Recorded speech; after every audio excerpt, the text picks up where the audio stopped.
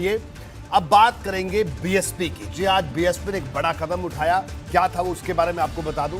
अब बात यूपी चुनाव के एक ऐसे फैक्टर की जिसकी अनदेखी हर दल को भारी पड़ती है और जिस पर फोकस करके कोई भी पार्टी आराम से सत्ता तक पहुंच जाती है।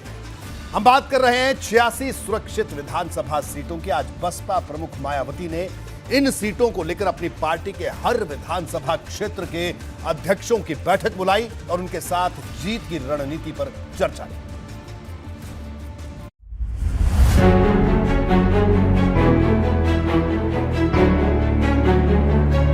9 अक्टूबर को लखनऊ में कांशी राम की पुण्यतिथि पर बीएसपी सुप्रीमो मायावती ने प्रदेश के अलग अलग जिलों से भीड़ जुटाकर अपनी ताकत का एहसास करवाया था।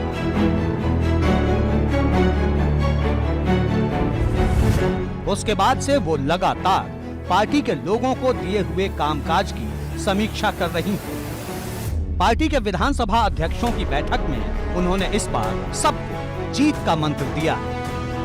प्रदेश के सभी सुरक्षित विधानसभा की सीटों को जिताने के लिए ठोस रणनीति तय करने पर भी विस्तार से विचार विमर्श किया जाएगा। इसके साथ साथ प्रदेश की सभी सुरक्षित विधानसभा की सीटों पर अपर कास्ट समाज में से खासकर ब्राह्मण समाज को जोड़ने के लिए पार्टी के राष्ट्रीय महासचिव व राज्यसभा सांसद श्री एस.सी. मिश्रा जी की टीम को भी अलग से विशेष ये जिम्मेवारी सौंपी गई। दलित वोट बैंक बसपा की ताकत है, लेकिन सुरक्षित सीटों पर हर दल के उम्मीदवार अनुसूचित जाति या फिर जनजाति से होते हैं। ऐसे में वोट बढ़ता है। ऐसी स्थिति में बसपा को अगड़ी जातियों के वोट का भरोसा होता है। इसी रणनीति को पुख्ता करने के लिए मायावती ने अब खुद कमान संभाली है। यूपी का जो अगर हम गणित कहें वो काफ़ी दिलचस्प है, क्योंकि जो भी पार्टी इन सुरक्षित सीटों पर जीत हासिल करती है सरकार उसी की बनती है। यानी सत्ता का सिकंदर वही पार्टी बनती है जो इन रिजर्व सीटों पर सबसे ज़्यादा सीटें जीतती हैं।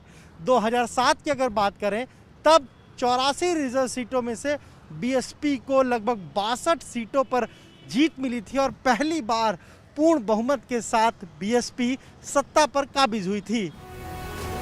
हालांकि चाहे 2017 के विधानसभा चुनाव रहे हों या 2019 के लोकसभा चुनाव, इन सुरक्षित सीटों पर बसपा की पकड़ कमजोर होती चली गई, जबकि भाजपा यहां मजबूत होती चली गई। यही वजह है कि अब खुद बसपा सुप्रीमो मायावती ने इन सुरक्षित सीटों पर ज्यादा फोकस कर दिया है। एबीपी गंगा के लिए लखनऊ से अनुभव शुक्ला की रिपोर्ट।